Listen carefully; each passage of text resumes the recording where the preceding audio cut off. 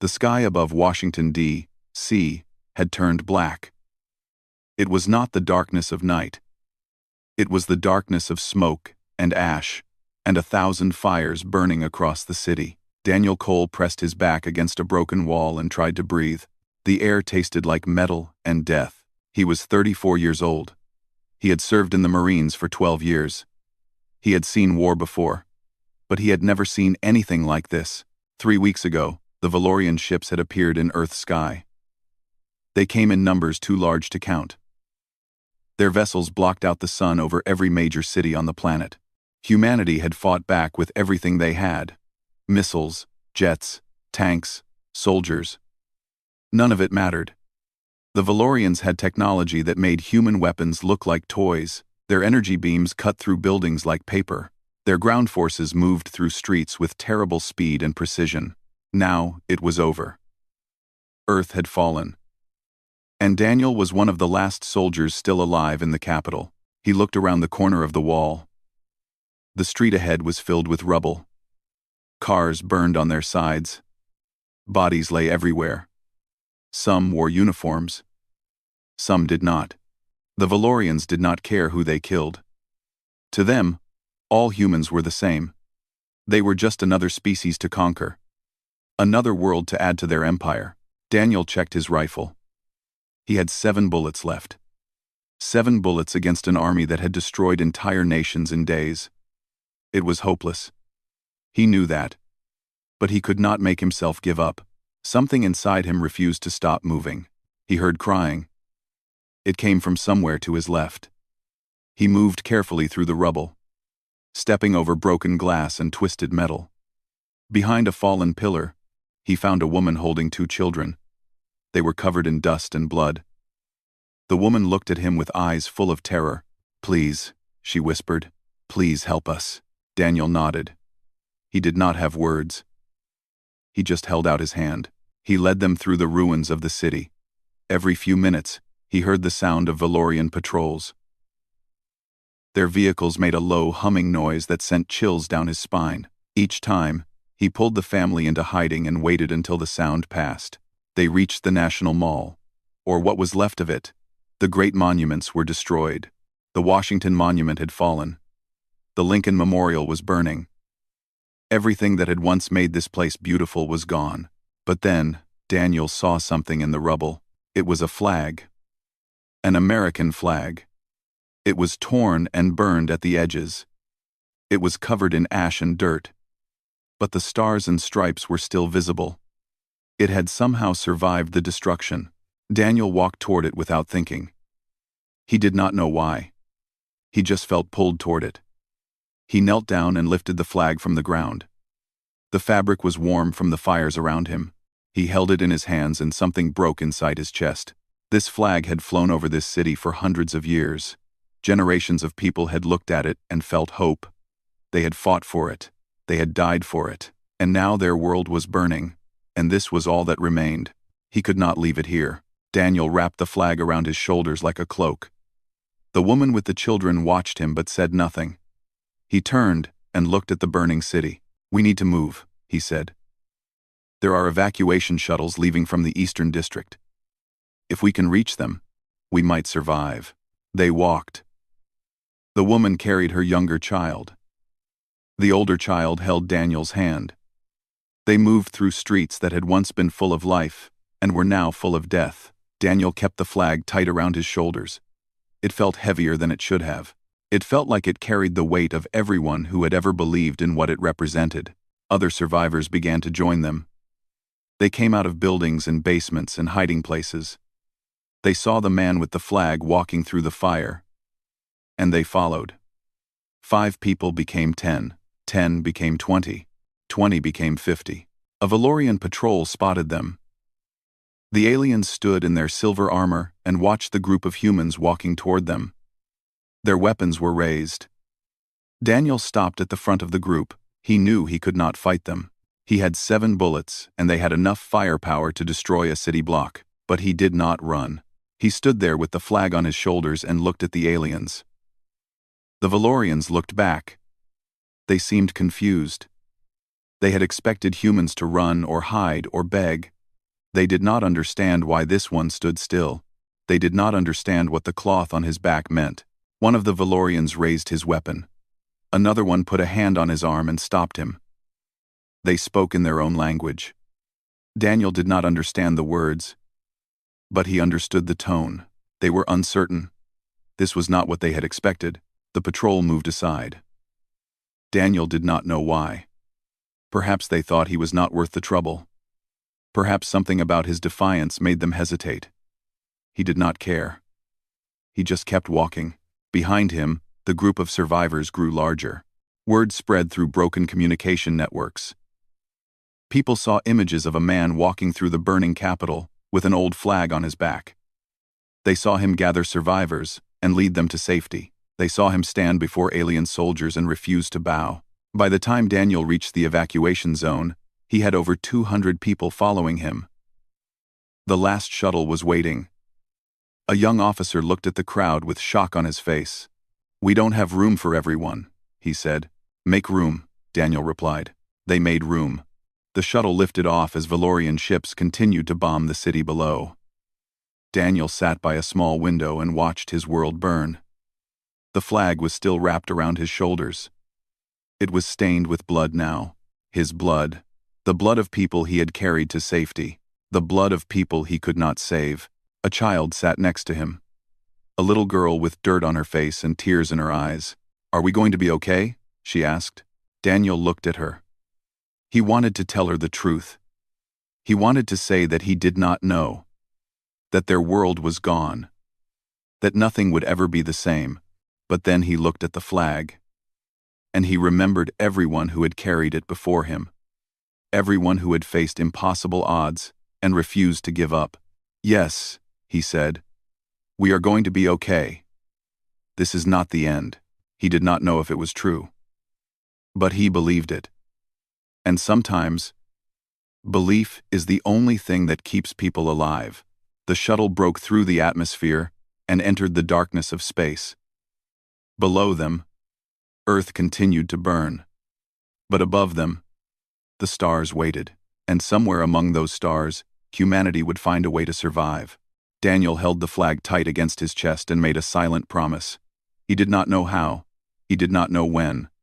But one day, they would go back. One day, they would take their home back. This was not the end. It was only the beginning. 3 months had passed since Earth fell.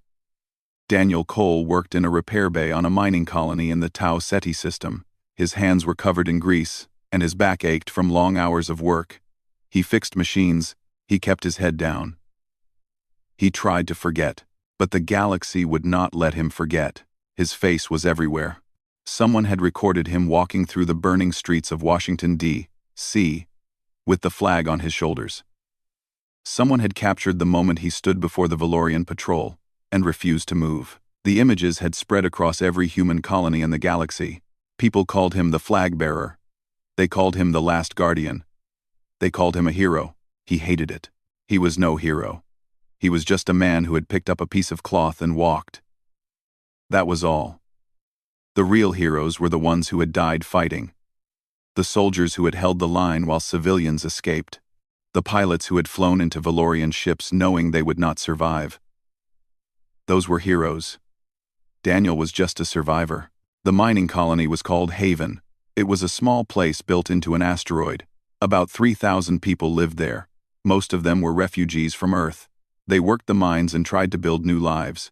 They tried to pretend that everything was normal. But nothing was normal. The Valorian Dominion had declared humanity a conquered species. Earth was now part of their empire. Humans who remained on the planet lived under alien rule. They followed alien laws. They worked for alien masters. And across the colonies, people were starting to give up. Some talked about accepting Valorian rule. Some said it was better to surrender than to die. Daniel understood why they felt that way. The Valorians were too strong. Fighting them seemed impossible.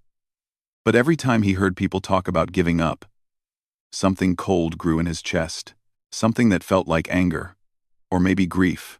He could not tell the difference anymore. One evening, a woman came to find him.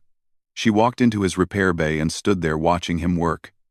She was young, maybe late 20s, with short dark hair and sharp eyes. She wore the worn uniform of a combat medic. "Daniel Cole," she said. It was not a question. He did not look up from his work. "That is not my name anymore." "Your name is on every human news network in the galaxy," she said. "You cannot hide from it." "I am not hiding. I am working. There is a difference." The woman walked closer. Her name was Megan Holt. She had served as a combat medic during the Battle of Chicago. She had watched her entire unit die. She had kept fighting anyway. She had escaped on one of the last ships to leave Earth. "I have been looking for you for 2 months," she said. "I need your help. I fix machines.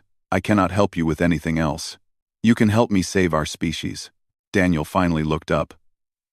Megan's eyes were hard but not cruel. They were the eyes of someone who had seen too much death and refused to let it break her. "Humanity is dying," she said. "Not from Valorian weapons. From hopelessness. People are giving up. They are surrendering. They are forgetting who they are. We need to remind them. And you think I can do that? I think you already did. That image of you standing in front of those aliens. That image gave people hope. It showed them that we do not have to bow. We do not have to surrender. We can stand." Daniel shook his head. "I am not a leader. I am not a symbol. I am just a man." "Symbols are just men who refuse to give up," Megan said. "That is all any of us are." She left him alone after that. Daniel worked through the night. He thought about her words. He thought about Earth. He thought about all the people who had followed him through the fire. The next day, Valorian enforcers arrived at the colony. They came on a patrol ship, 6 of them in silver armor. They said they were looking for dissidents. They said there had been reports of anti-Dominion activity. They demanded to search the colony. The colony administrators let them in. What choice did they have? The enforcers walked through the corridors like they owned the place. They pushed people aside. They broke into homes. They took whatever they wanted. Daniel watched from a distance. The cold feeling in his chest grew stronger. The enforcers reached a small community area where refugee children had gathered. The children had painted something on the wall. It was a simple picture. Blue and red and white. Stars and stripes. An Earth flag. The lead enforcer looked at the painting. Then he raised his weapon and burned it off the wall. The children screamed. Parents ran to protect them. The enforcer laughed. It was a cold, empty sound. The sound of someone who saw humans as nothing more than animals. Something snapped inside Daniel. He walked to his quarters. He opened the box he had kept hidden under his bed. Inside was the flag. The same flag he had carried through Washington. It was still torn. Still stained with blood and ash. He had not looked at it in 3 months. He had tried to forget it existed. He could not forget anymore. Daniel walked into the colony's central square. The Valorian enforcers were still there. Still searching homes. Still terrorizing people. He walked to the center of the square and drove a metal pole into the ground. Then he attached the flag to the pole and let it fly. Everyone stopped. Humans and Valorians alike. They all stared at the man with the tattered flag. The lead enforcer walked toward Daniel. He was tall, almost 7 feet, with gray skin and cold yellow eyes. "Remove that," he said. His voice was deep and filled with contempt. "No," Daniel said. "That is not a request." "I know." The enforcer struck him. The blow sent Daniel to the ground. Pain exploded across his face. He tasted blood in his mouth. But he got back up. He stood in front of the flag again. The enforcer hit him again. And again. Daniel fell each time. Each time. He got back up. His ribs cracked. His vision blurred. Blood ran down his face. But he kept standing. The enforcer stopped. He looked at this broken human who refused to stay down. He did not understand. None of the Valorians understood. This was not how conquered species behaved. "Why?" the enforcer asked. "Why do you not submit?" Daniel looked at him. One eye was swollen shut. His body screamed with pain. But his voice was clear. "Because you cannot break our spirit," he said. "You can take our world. You can beat us.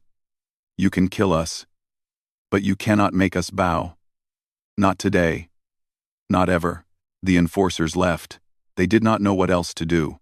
This was not in their training. This was not something they had ever faced. That night, the video spread across human space. The man with the flag, standing alone against impossible odds, refusing to fall. The next morning, Megan Holt returned to the repair bay. "Still think you are not a symbol?" she asked. Daniel looked at her. His body was broken. But something in his eyes had changed. Something had come alive. "Tell me what you need," he said. The resistance was born. 6 months had passed since Earth fell. The human resistance had grown from a scattered group of refugees into something much larger. Commander Gregory Lawson stood on the bridge of his ship and looked at the fleet around him. 47 vessels. Most of them were civilian ships that had been changed into warships. They were not pretty. They were not powerful. But they were all humanity had. Their base was hidden in an asteroid field beyond Valorian patrol routes. It was cold and dark and uncomfortable.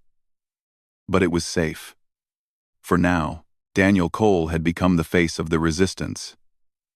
His image appeared on every broadcast. His words were repeated in every colony. But he still did not see himself as a leader. He saw himself as a soldier. He let Commander Lawson make the decisions. He let Megan Holt plan the operations. He just did what needed to be done. Today, something new needed to be done. "We have found a Valorian supply depot," Commander Lawson said. He was a tall man in his 50s with gray hair and tired eyes. He had commanded ships for 30 years. He had never lost a battle until the Valorians came. Now he had lost everything except his determination. "It is lightly guarded. If we can capture it, we will have enough weapons and supplies to last for months." Daniel studied the tactical display.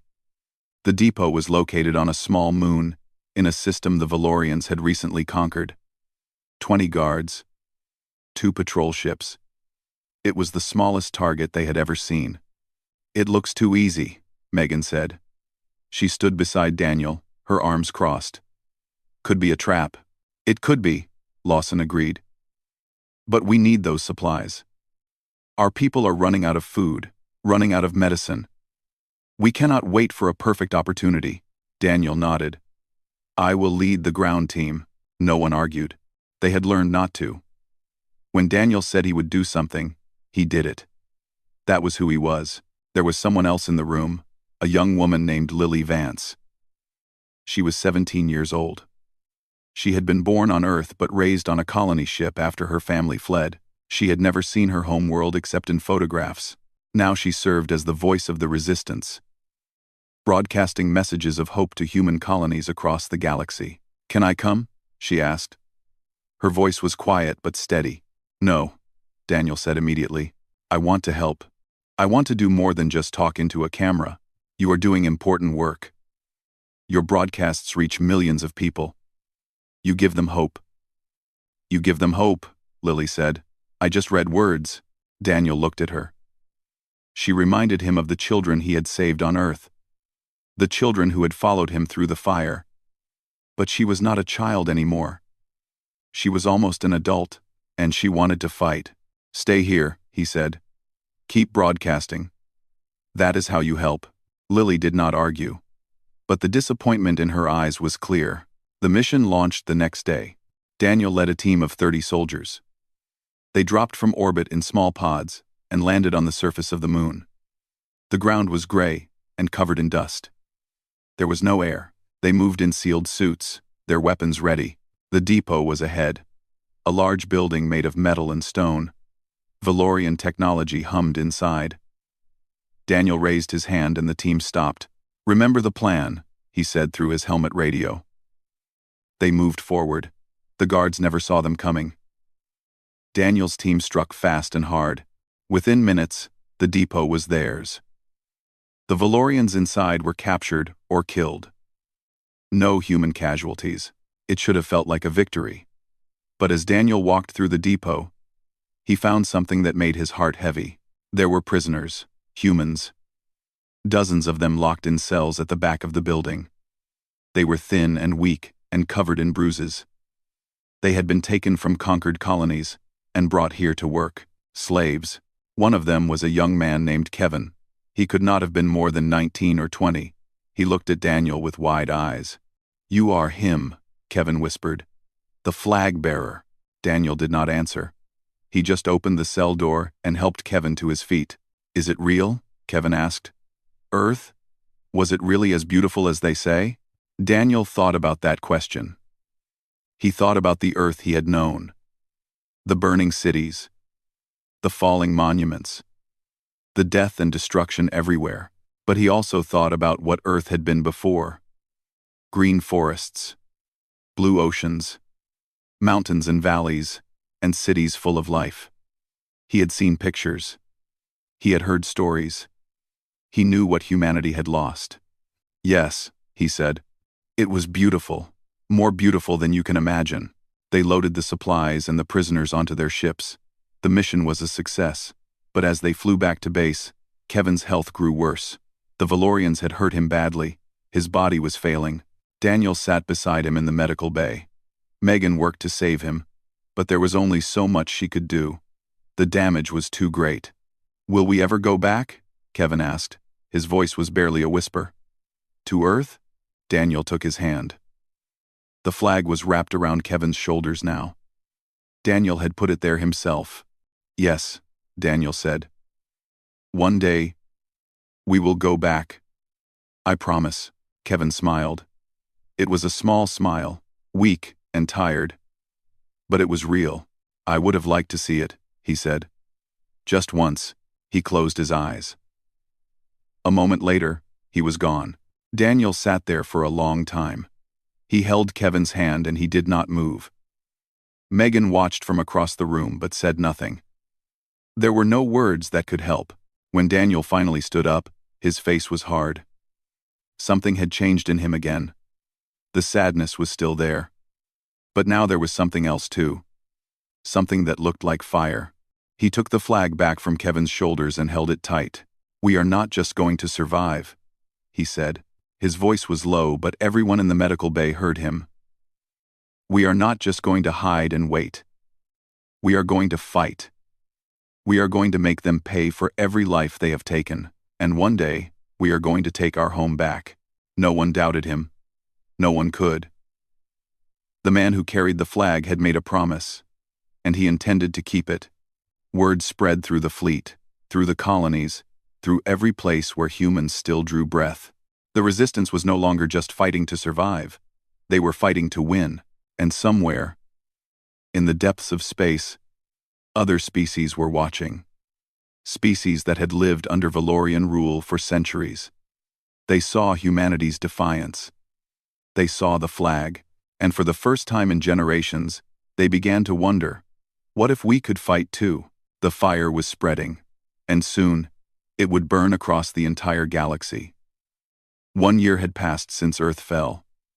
Admiral Zorath stood on the bridge of his flagship and looked at the tactical display. 300 warships, the largest fleet he had ever commanded, and today, he would use them to destroy the human resistance once and for all.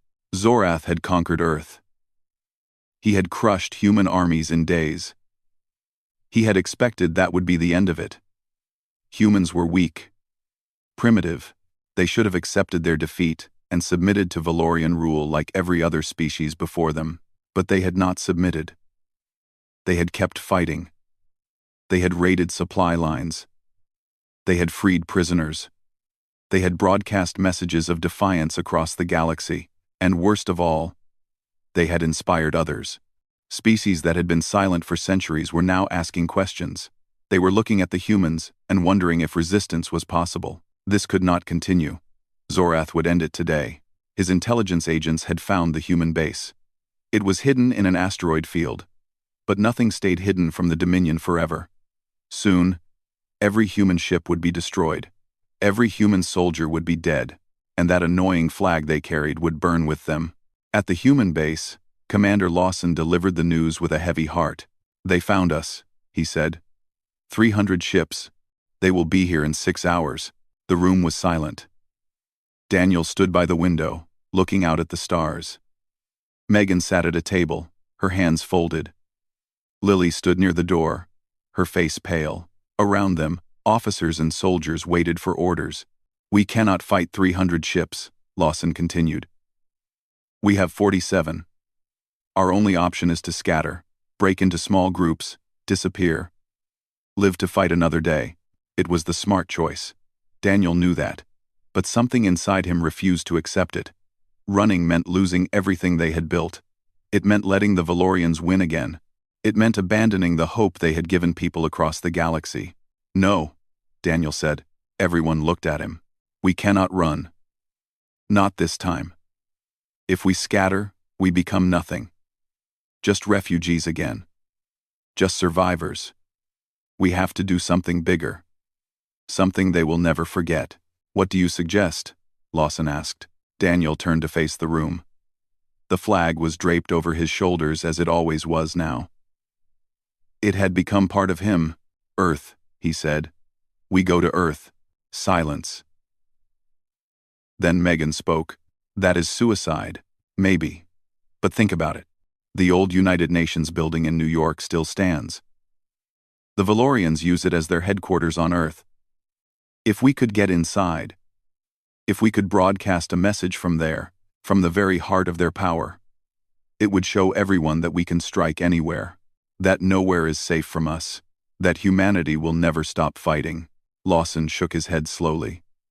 "Even if we could get a team to Earth, we would never get them out. Zorath's fleet is between us and the planet. And once they know we are there, they will send everything they have. Then we make sure the message is worth dying for." The room was quiet again. Then Lily stepped forward. "I will go," she said. "I will broadcast the message. That is my job. That is what I do." Daniel started to refuse, but he saw the look in her eyes. She was not a child anymore. She had not been a child for a long time. She had the right to make this choice. 50 volunteers. That was how many stepped forward. 50 men and women willing to fly into the heart of enemy territory, with almost no chance of survival. Megan refused to let Daniel go without her. She had saved his life too many times to abandon him now. They left that night. A single transport ship slipping past Valorian patrols. They used stolen codes and careful timing. The asteroid base prepared to evacuate. Lawson would scatter the fleet as planned, but the 50 volunteers flew toward Earth. The journey took 2 days. Daniel spent most of it sitting alone, holding the flag. He thought about everyone who had died since the invasion began. He thought about Kevin, the young man who had never seen Earth. He thought about all the promises he had made. Today, he would keep those promises, or die trying. They entered Earth's atmosphere at night. The transport shook and burned as they dropped through the sky. Below them, the ruins of New York spread out like a scar. The city had been partially rebuilt under Valorian rule. Alien buildings stood beside human ones. Patrol ships flew overhead, but the old United Nations building was still there. A tower of glass and steel rising above the waterfront. Once, it had been a symbol of human unity. Now, it was a symbol of human defeat. They crashed through the outer defenses. The transport was hit 3 times before they landed. 10 volunteers died before they even reached the ground. The survivors fought their way through the building, floor by floor, room by room. Valorian guards fell before them, but so did humans. By the time they reached the broadcast center, only 20 were left.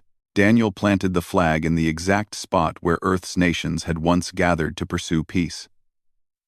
Lily sat at the broadcast console, her fingers flying over the controls. Around them, the surviving volunteers took defensive positions. They could hear Valorian reinforcements coming. They had minutes at most. "Ready," Lily said. "Do it." The broadcast went out on every frequency. Every channel, every network in the galaxy. Lily's face appeared on screens across human colonies and Valorian worlds alike. "People of Earth," she said, Her voice was calm and clear. People of the galaxy, we are still here. We are standing in the building where humanity once dreamed of peace. The Valorians thought they could take this from us. They were wrong. Behind her, Daniel stood with the flag. It flew in the wind from broken windows. It was torn and stained and beautiful. We will never surrender. Lily continued. We will never stop fighting. One day, we will be free. Look at this flag. Look at what we carry. This is the spirit of humanity. This is our promise. We will return. The Valorians broke through seconds later. Admiral Zoreth led them personally. He had come to see the humans destroyed. He stood in the doorway, surrounded by soldiers, and looked at the small group of survivors. Your defiance ends here, he said. Your species will be forgotten. Thanks for watching. Daniel stepped forward. His body was wounded. His face was bloody. But his eyes were bright. You still do not understand, he said. You can kill us. You can burn our worlds. But you cannot kill what we believe. This flag is not just cloth. It is every human who ever refused to give up. Every mother who protected her child. Every soldier who held the line. You cannot destroy that. No one can. He raised the flag high. Kill me. 1,000 others will carry it after I am gone. Zorath raised his weapon. And then the sky exploded. Commander Lawson had not scattered the fleet. He had brought them to Earth. All 47 ships. And they were not alone. Ships from other species had joined them. Species that had watched humanity's broadcasts. Species that had found their courage. The battle raged above the planet. In the chaos, Daniel and the survivors escaped. They fought their way back to a shuttle and flew toward the fleet. Behind them, the broadcast continued to play on screens across the galaxy. The man with the flag. The voice of defiance. The promise of freedom. The war was not over. But something had changed. Something that could never be undone. Hope had become a weapon. And humanity had just shown the galaxy how to use it. 5 years had passed since Earth fell. Daniel Cole stood on a stage in the heart of what had once been Washington, D.C., and looked out at the largest crowd he had ever seen. There were millions of them, humans and aliens, side by side, filling every street and rooftop and open space in the city. The Valorian Dominion was finished. It had not happened quickly. After the broadcast from New York, the galaxy had erupted. Species that had been conquered for centuries rose up against their masters. Worlds that had been silent found their voices. The Dominion tried to crush the rebellions, but they were fighting on too many fronts. Their empire was too large. Their enemies were too many, and at the center of it all was humanity. The species that had refused to surrender. The species that had carried a flag through fire and shown the galaxy what defiance looked like. Earth had been liberated 8 months ago. The battle had been the largest in human history. Ships from a dozen species had fought together against the Valorian fleet. Daniel had led the ground assault personally. He had planted the flag in the ruins of the White House and watched as Valorian soldiers surrendered by the thousands. Now the fighting was over. Today was a day of celebration. A day to mark the birth of something new, the Galactic Alliance. A union of all the species that had fought for freedom. Humans, Torvans, Meridians, Zalathi, 100 other races with 100 other names. They had come together to build something better than what had come before. Daniel did not like speeches. He had never been good with words. But they had asked him to speak today, and he could not refuse. He owed it to everyone who had died, everyone who had sacrificed, everyone who had believed. He stepped forward and the crowd fell silent. I am not a politician, he began. His voice was rough and tired. There was gray in his hair now. Scars covered his face and hands. He was 39 years old, but he felt much older. I am not a general. I am just a man who picked up a flag and walked. He paused. The flag was in his hands. The same flag he had carried for 5 years. It was more torn now. more stained. But the stars and stripes were still visible. They would always be visible. When I found this flag in the ruins of this city, I did not know what I was doing. I did not have a plan. I just knew that I could not leave it behind. It felt like leaving behind everyone who had ever believed in what it represented. Everyone who had ever fought for something greater than themselves.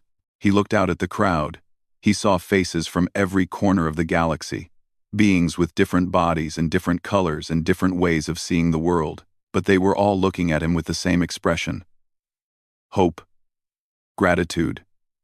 Belief. For 5 years, I carried this flag. Through battles and defeats and moments when I thought we would never win. There were days when I wanted to give up. Days when the weight of everything we had lost felt too heavy to bear.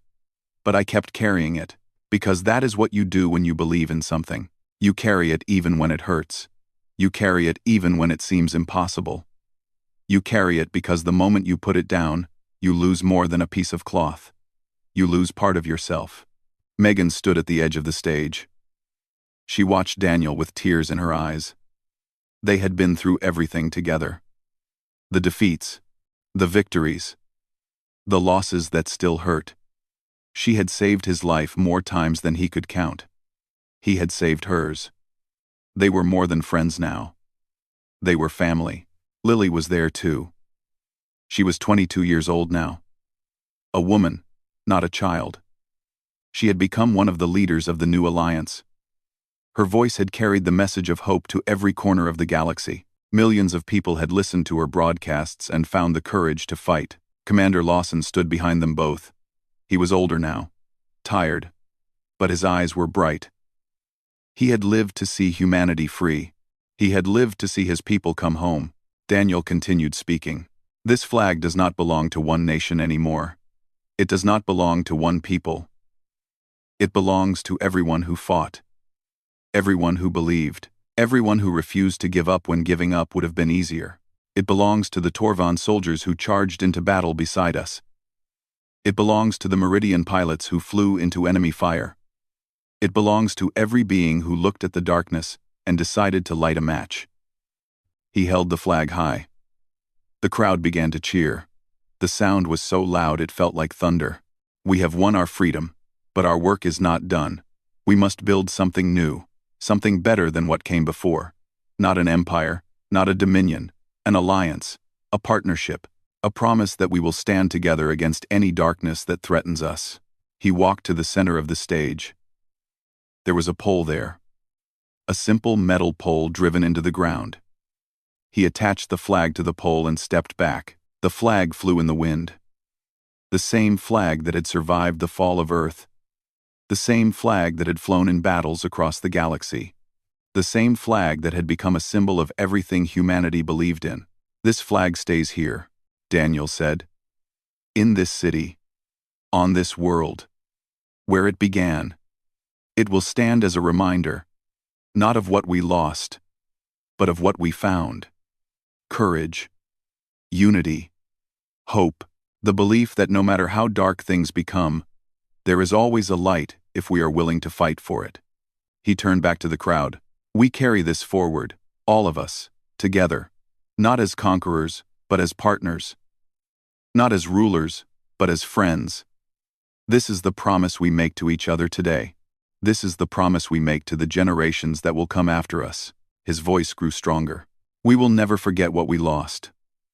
We will never forget those who gave their lives. But we will not live in the past. We will build the future. A future where every species is free. A future where every child can look at the stars without fear. A future worthy of the sacrifice that brought us here. The crowd erupted. The cheering seemed to shake the earth itself. Daniel stood there, looking at the flag, and he felt something he had not felt in 5 years. Peace. The celebration lasted for days. There was music and laughter and tears of joy. People who had been enemies became friends. Wounds that had seemed permanent began to heal. Daniel slipped away from the crowds eventually. He walked through the streets of the city he had once watched burn. New buildings stood beside the old ruins. Trees were growing in parks that had been ash and rubble. Children were playing in streets where soldiers had died. Megan found him sitting on a bench near the spot where he had first picked up the flag. She sat beside him and took his hand. "You did it," she said. "You kept your promise." He shook his head. "We did it. All of us. I just carried the flag." That was enough. He looked at the sky. Ships from a dozen species orbited above the planet.